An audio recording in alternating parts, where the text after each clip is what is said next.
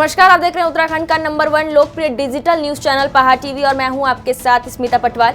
चलिए रुक करेंगे उत्तराखंड की तमाम बड़ी खबरों का, लेकिन उससे पहले एक नजर आज की हेडलाइंस पर। रुद्रपुर भाजपा विधायक राजकुमार ठुकराल का ऑडियो वायरल, मुख्यमंत्री पुष्कर सिंह धामी के खटीमा से बुरी तरह हारने की कही बात।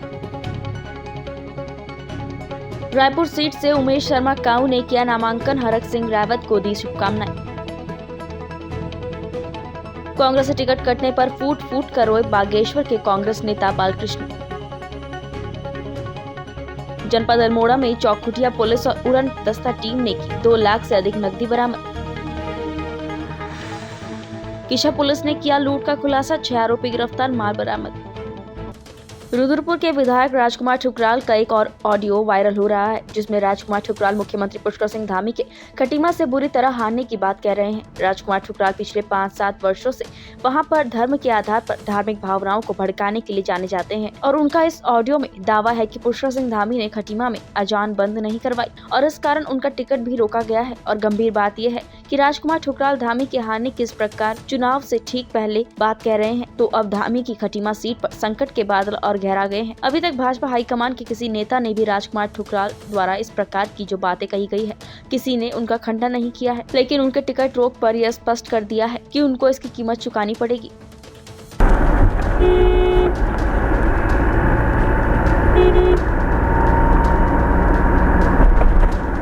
हमारे उजाला ने वो कटिंग स्पेशल छापी है कि अजान के समय धामी ने भाषण रोक दिया। तो धामी की इसी अजान में इसी अजान और सुनो बम्पर वोट से हार रहा खटीमा अजान में आज के पेपर में आया अजान बहुत बड़ी। हेलो, उन्हें पता नहीं कितने लोग। उत्तराखंड विधानसभा चुनाव 2022 का बिगुल बज चुका है। बीजेपी के बाद कांग्रेस भी अपने 53 प्रत्याशियों की सूची जारी कर चुकी है। बाकी 17 सीटों पर प्रत्याशियों की घोषणा अब तक नहीं हो पाई है, जिसे लेकर नेता प्रतिपक्ष प्रीतम सिंह ने साफ किया है कि जल्द ही 17 प्रत्याशियों की सूची जारी होने वाली है। वहीं कांग्रेस पार्टी में टिकट न मिलने से कई दावेदार निर्दलीय चुनाव लड़ने की बात कर रहे हैं, जिस पर प्रीतम सिंह का कहना है कि ये स्वाभाविक बात है, जो ये लोकतंत्र में होता रहता है। अगर एक सीट पर कई दावेदार होते हैं तो सबको टिकट दे पाना असंभव होता है। जिला निर्वाचन अधिकारी मनोज गोयल के निर्देशन में स्वीप टीम द्वारा जनपद की दोनों विधानसभाओं में सभी जनपद वासियों से विधानसभा सामान्य निर्वाचन 2022 में अपने मताधिकार का प्रयोग अनिवार्य रूप से करने के लिए लगातार प्रचार प्रसार करते हुए लोगों को जागरूक करते हुए निर्वाचन के लिए प्रेरित किया जा रहा है, ताकि चुनावी महापर्व में सभी की सहभागिता सुनिश्चित हो सके। श्रीनगर विधानसभा सीट से उत्तराखंड क्रांति दल के केंद्रीय कोषाध्यक्ष और श्रीनगर प्रत्याशी मोहन काला ने कल जिला मुख्यालय पौड़ी पहुंचकर अपना नामांकन पत्र भर दिया है। नामांकन पत्र भरने के बाद मोहन काला ने कहा कि पिछले 21 सालों में राष्ट्रीय पार्टियों द्वारा प्रदेश सहित श्रीनगर विधानसभा के घोर उपेक्षा राष्ट्रीय पार्टियों द्वारा की गई है। उन्होंने कहा कि इस बार जनता दोनों ही राष्ट्रीय पार्टियों को सबक सिखाने का मन बना चुकी है। सीट है और बहुत बड़ी हॉट सीट है और घमासान है, लेकिन मेरा ये भी मानना है कि जिस तरह से राष्ट्रीय पार्टियों ने, विशेषकर भाजपा और कांग्रेस ने 21 साल में जो यहाँ पर तबाही मचाई है, उसका रिजल्ट उत्तराखंड क्रांति दल के लिए बड़ा सकारात्मक रहेगा। और यही कारण है कि आज की तारीख में चाहे वो भाजपा का प्रत्याशी हो और कांग्रेस का प्रत्याशी हो, घर घर जा रहा है और जिस तरह से जनता उन्हें क्वेश्चन कर रही है, पूछ रही है और जिस तरह से उनका व्यवहार जनता के प्रति है, जनता उनको सबक सिखाएगी, ये मेरा मानना है। बाजपुर में कांग्रेस पीसीसी सदस्य सुनीता टम्टा ने प्रेस वार्ता कर कांग्रेस पार्टी पर महिलाओं और किसानों की अनदेखी करने का आरोप लगाया है। इस दौरान उन्होंने सोमवार को क्षेत्र के लोगों के साथ बैठकर आगे की रणनीति तैयार करने की बात कही है। बता दें कि कांग्रेस पार्टी द्वारा विधानसभा चुनाव में अपने प्रत्याशियों की पहली सूची जारी करने के बाद कांग्रेस में भी पार्टी पदाधिकारियों के बगावत के सुर पनपते हुए दिखाई दे रहे हैं। जहाँ कांग्रेस ने बाजपुर में पूर्व कैबिनेट मंत्री यशपाल आर्य को चुनाव मैदान में उतारा है, तो वहीं टिकट की दावेदारी कर रही कांग्रेस पीसीसी सदस्य सुनीता टम्टा काफी नाराज दिख रही है। इसी के चलते सुनीता टम्टा ने अपने आवास पर प्रेस वार्ता आयोजित कर कांग्रेस पार्टी पर महिलाओं की अनदेखी करने का आरोप लगाया है। इस बात को मैं कहना चाहूँगी, क्योंकि जिस तरीके से प्रियंका गांधी जी ने एक नारा दिया था कि लड़की हूँ लड़ सकती हूँ, तो उसी बिहाफ पे जो है मैं पिछले 5 साल से तो जो है अपने पूरे क्षेत्र में जो है मैंने जनसेवा की है, और मुझे पूरा यकीन था कि पार्टी जो है मुझे मेरे कामों को देखते हुए मुझे नज़रअंदाज नहीं करेगी और लड़की हूँ लड़ सकती हूँ का नारे को बुलंद करेगी। लेकिन मुझे लगता है कि चाहे वो बीजेपी हो या कांग्रेस सरकार हो, दोनों ने ही महिला शक्ति का और किसान का जो है अवहेलना की है, और मैं पूरी तरीके से जो है इस अवहेलना का जो है तिरस्कार करती हूँ। और मैं यहाँ की जनता से कहना चाहती हूँ कि जो मेरे साथ गलत हुआ है वो न्याय करेंगे। बिल्कुल दबाने का बिल्कुल प्रयास किया जा रहा है। मैंने कहा ना कि दोनों ही पार्टी, चाहे वो बीजेपी हो चाहे कांग्रेस हो, महिलाओं को और किसानों की जो है अवहेलना इन्होंने की है, और जनता जो है इस बार पूरी तरीके से इनको जवाब दी। देखिए, कल बैठक है 10 बजे, और जो यहाँ की जनता है उस पर क्या निर्णय होता है, उन्हीं के निर्णय के अनुसार जो है हम आगे की रणनीति तय करेंगे। उत्तराखंड में कांग्रेस पार्टी की 53 सीटों पर प्रत्याशियों की पहली सूची सामने आने के बाद विधानसभा बागेश्वर से टिकट वितरण पर कांग्रेस नेताओं की नाराजगी सामने आई है। बागेश्वर से बालकृष्ण का टिकट कटने के बाद बालकृष्ण फूट कर रोए। बालकृष्ण का साफ तौर पर कहना है कि हरीश रावत ने जानबूझकर उनका टिकट बागेश्वर से काटा है।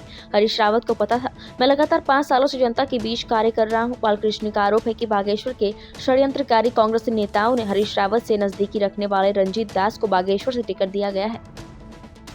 हरीश रावत जी ने एक अपना ओएसडी निजी सचिव जो यहाँ कभी नहीं रहता था,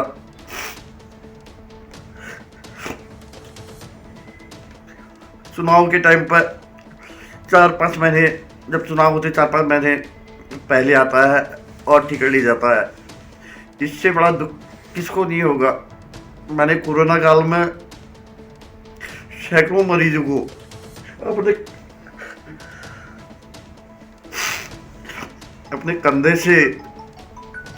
कंधे में रखकर हॉस्पिटल में लाने का काम किया।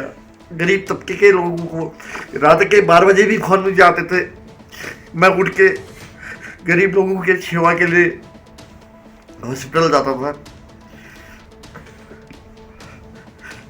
लेकिन हरीश रावत जी ने मेरे पर बिल्कुल भी दया नहीं की। पूरी क्षेत्र की जनता जानती है, हमेशा कांग्रेस को जीत करने के लिए मैंने रात दिन एक किया। लेकिन कुछ हमारे कांग्रेस के ऐसे नेता हैं जो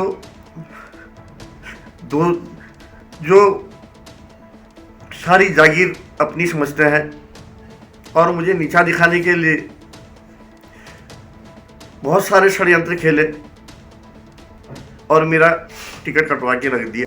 मसूरी के आसपास के क्षेत्र धनौल्टी, सुवाखोली, सुरकंडा देवी सहित अन्य क्षेत्रों में बर्फबारी का लुत्फ उठाने के लिए बड़ी संख्या में कल पर्यटक मसूरी पहुंचे। वहीं मसूरी धनौल्टी मार्ग पर वाहनों के लगे लंबे जाम से लोगों को 2-4 होना पड़ा। वहीं मसूरी शहर में धनौल्टी जाने वाले संपर्क मार्गों पर भी लोगों को जाम के झाम से जूझना पड़ा।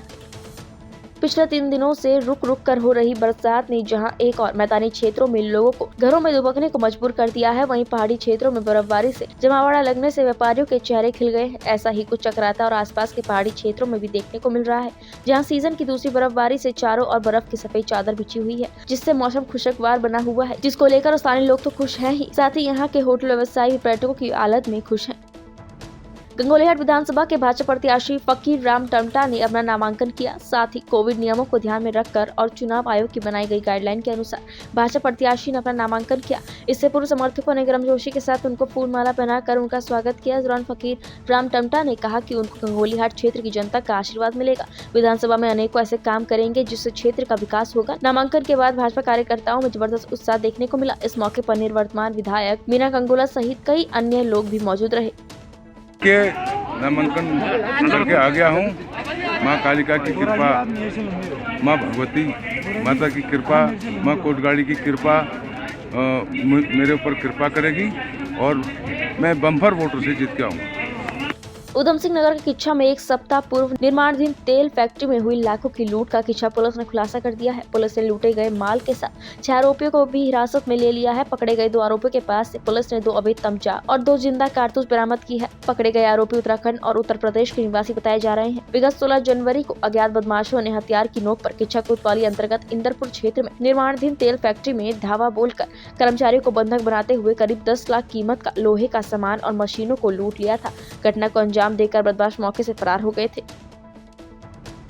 पूर्व सांसद और कांग्रेस नेता संजय निरुपम ने हरिद्वार पहुंचकर प्रेस कॉन्फ्रेंस करते हुए भाजपा सरकार पर जमकर निशाना साधा। कांग्रेस नेताओं के साथ प्रेस कॉन्फ्रेंस करने पहुंचे संजय निरुपम ने भाजपा सरकार पर बेरोजगारी, महंगाई और अस्थिरता का आरोप लगाते हुए निशाना साधा। उन्होंने कहा कि हरीश रावत सरकार में बेरोजगारी की दर न्यूनतम स्तर पर थी, लेकिन भाजपा सरकार में बेरोजगारी दर देश में सबसे ज्यादा उत्तराखंड राज्य में बढ़ी है। संजय निरुपम ने दावा करते हुए कहा कि इस बार प्रदेश में कांग्रेस सरकार बनने जा रही है, जो प्रदेश में युवाओं को रोजगार मुहैया कराएगी। 5 वर्षों से यहाँ पर उत्तराखंड में भारतीय जनता पार्टी की सरकार है। पहला आरोप तो बीजेपी पे ये है कि भारतीय जनता पार्टी एक स्थिर सरकार दे ही नहीं पाई। जो पार्टी 5 वर्षों में 3-3 मुख्यमंत्री देने के लिए मजबूर हो जाए, यानी एक स्थिर मुख्यमंत्री नहीं दे सकती, वो पार्टी सरकार क्या दे सकती है। चूंकि 3-3 मुख्यमंत्री बने, इसलिए जो प्रशासन का कामकाज था वो जैसे तैसे चलता रहा। उसका नतीजा ये हुआ कि उत्तराखंड में जबरदस्त बेरोजगारी बढ़ी। एक समय ऐसा था जो पूरे देश में 1 नंबर पे था उत्तराखंड, लगभग 23% के आसपास बेरोजगारी थी। दूसरा जो नतीजा ये निकला कि महंगाई के ऊपर जबरदस्त एक असर पड़ा है। यहाँ पर खाने पीने की चीजें हैं, चाहे रसोई गैस हो, हर तरह की वस्तुओं का भाव पूरे देश की जो महंगाई की दर है उससे ज्यादा है।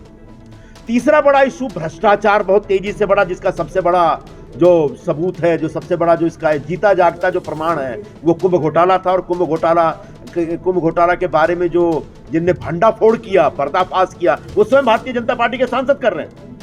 रामनगर भारतीय जनता पार्टी ने फिर जताया 5वीं बार दीवान सिंह बिष्ट पर भरोसा। कल विधानसभा 2022 का चुनाव नामांकन करने पार्टी समर्थकों के साथ दीवान सिंह बिष्ट पहुंचे थे। आपको बता दें कि दीवान सिंह बिष्ट इससे पूर्व में भी 4 चुनाव रामनगर विधानसभा से लड़ चुके हैं, जिसमें उन्हें 2 चुनाव में हार तो 2 चुनाव में जीत मिली है। दीवान सिंह बिष्ट ने केंद्रीय नेतृत्व का आभार जताते हुए कहा कि वो कार्यकर्ताओं और जनता के सहयोग से चुनाव में है। प्रदेश में भाजपा की सरकार पूर्ण बनने जा रही है, जिसमें रामनगर विधानसभा का भी सहयोग रहेगा। तो वहीं कांग्रेस में उम्मीदवार को लेकर अभी भी संशय बना हुआ है कि पूर्व मुख्यमंत्री हरीश रावत चुनाव लड़ेंगे या कार्यकारी प्रदेश अध्यक्ष रणजीत सिंह रावत।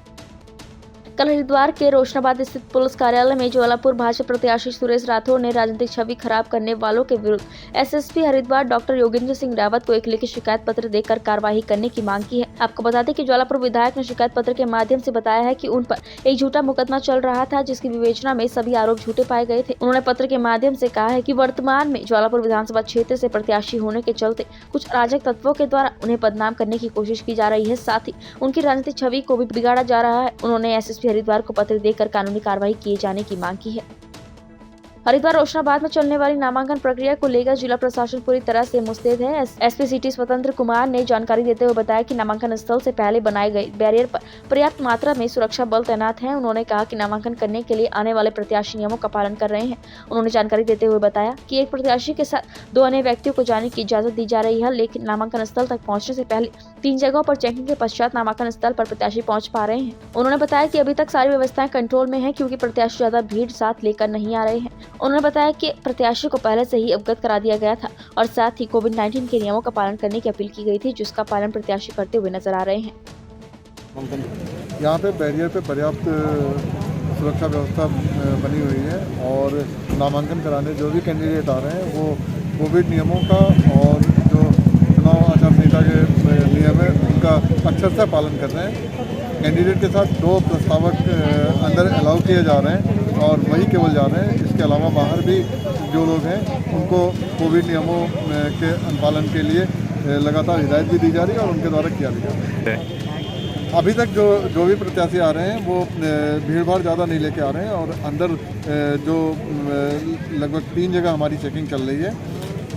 यहाँ से मेन गेट से पहले चेकिंग प्रिस्किंग करके उनको अंदर भेजा जा रहा है, फिर अंदर जो गेट है वहाँ भी चेकिंग करके फिर उसके बाद प्रस्तावक के साथ कैंडिडेट अंदर जा रहे हैं और अपना नामांकन दाखिल करेंगे।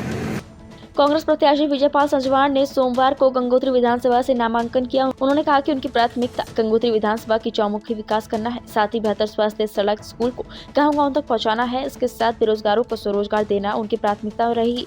सोमवार को नामांकन करने के बाद पत्रकारों से वार्ता करते हुए पूर्व विधायक संजवान ने कहा कि भाजपा सरकार ने बीते 5 सालों तक प्रदेश में कुछ कार्य नहीं किया है, जिससे लोगों में भारी रोष है। अब लोगों ने प्रदेश में कांग्रेस की सरकार बनाने का मन बना लिया है। भाजपा ने इन 5 सालों में लोगों के साथ छलावा किया है।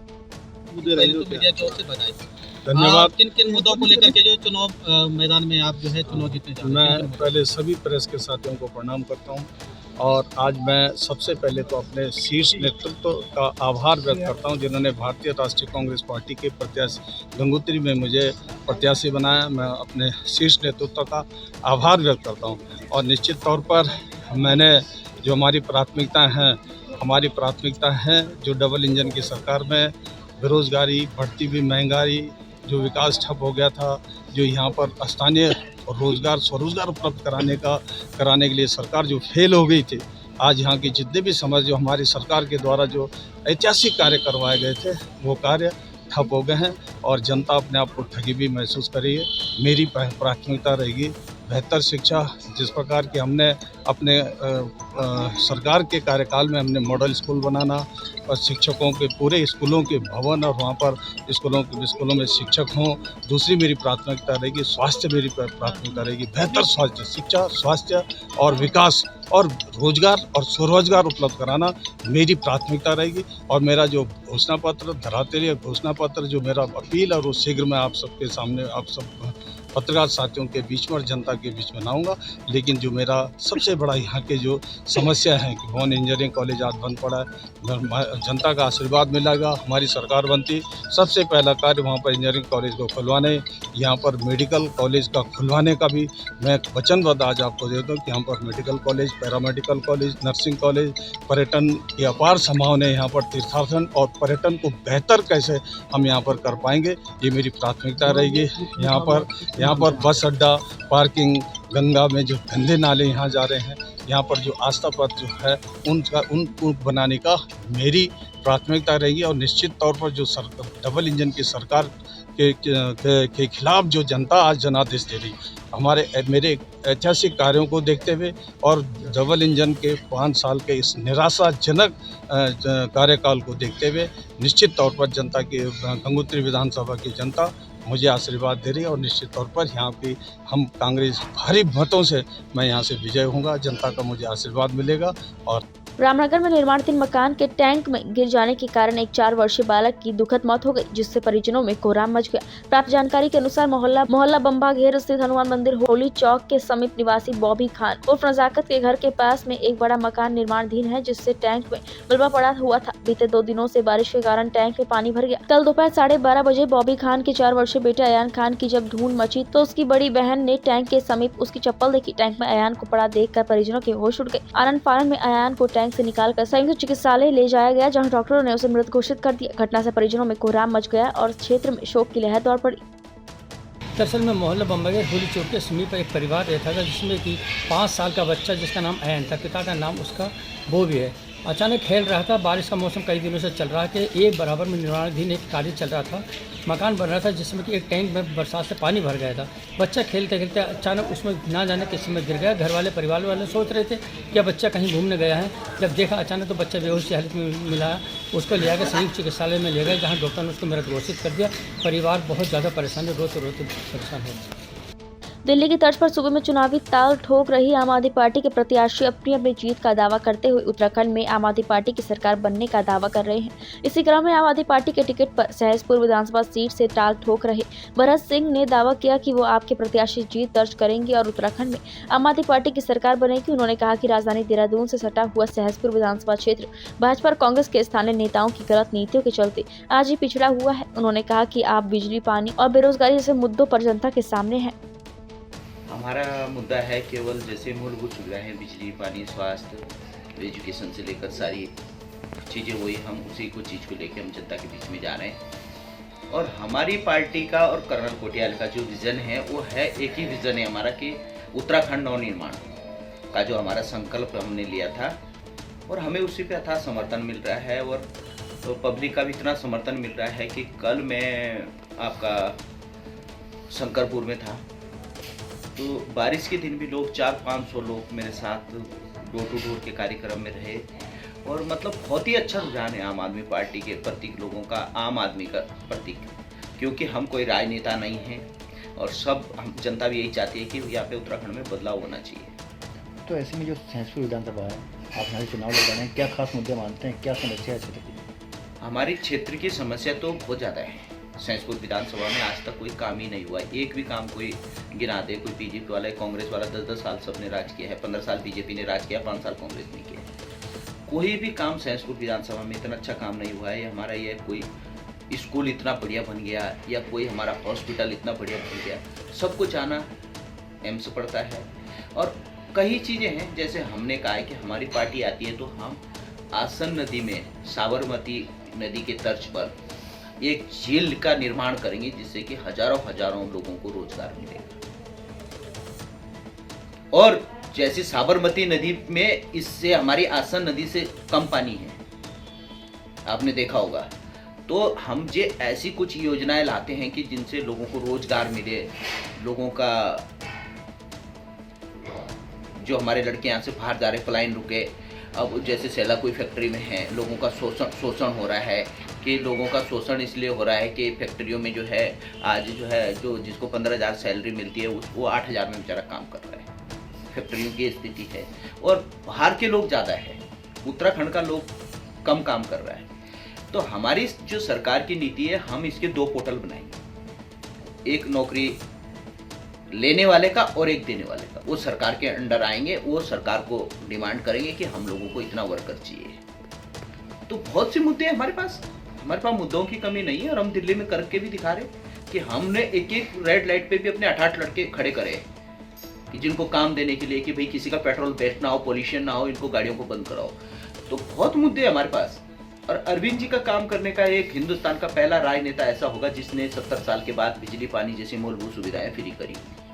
70 साल के इतिहास के बाद पहला नेता अरविंद जी का सारी हिंदुस्तान आज सराहना कर रहा है। क्यों कर रहा है? कि उनका काम देख के।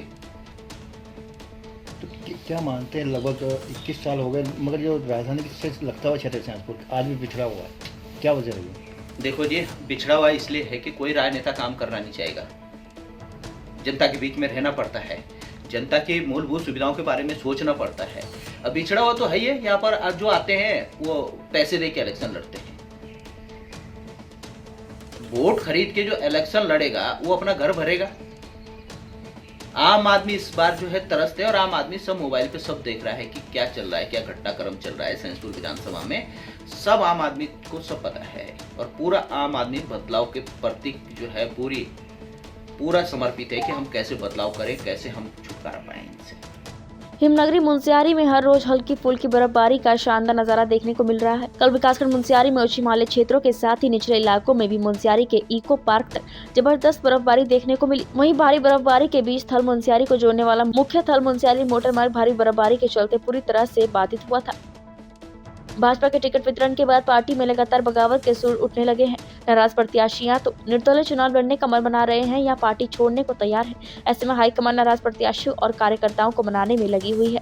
कर्णप्रयाग विधानसभा की बात करें तो टिकट कटने से नाराज भाजपा के सिटिंग विधायक सुरेंद्र सिंह नेगी भी पार्टी से नाराज चल रहे थे, जिसको लेकर उन्होंने सोशल मीडिया पर नाराजगी भी जाहिर की थी। लेकिन अब पार्टी द्वारा अब उन्हें मना लिया गया है। सोशल मीडिया के जरिए उन्होंने कहा कि वह हाईकमान का शुक्रिया करते हैं कि उन्होंने अंतिम समय तक उनके नाम पर मंथन किया। आज प्रधानमंत्री नरेंद्र मोदी के नेतृत्व में केंद्र और राज्य सरकार की तमाम योजनाएं चल रही हैं। उन्होंने सभी से भाजपा के प्रत्याशी अनिल नौटियाल के पक्ष में वोट करने की अपील की है।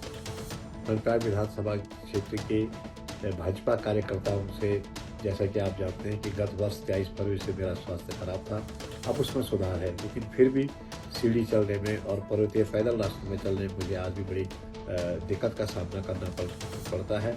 और इन्हीं कारणों से निश्चित तौर से मेरा चुनाव लड़ना संभव नहीं था और पर्वतीय क्षेत्र की विधानसभा होने के नाते दूरस्थ क्षेत्रों में जाना संभव नहीं था। मैं हाईकमान भारतीय जनता पार्टी का इस बात के लिए बहुत आभार व्यक्त करता हूं कि अंतिम क्षणों तक भी उन्होंने मेरे नाम पर चिंतन किया और आज जो हमारे कुछ आक्रोशित लोग थे उन सबको मैंने समझा दिया है, सारी परिस्थितियां बता दी है। उत्तराखंड की तमाम बड़ी खबरों में फिलहाल इतना ही। बाकी खबरों के लिए बने रहिए पहाड़ टीवी के साथ। नमस्कार।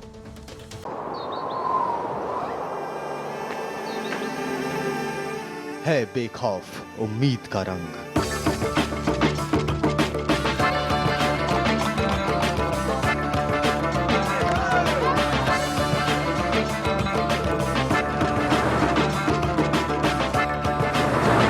है आस्था भी।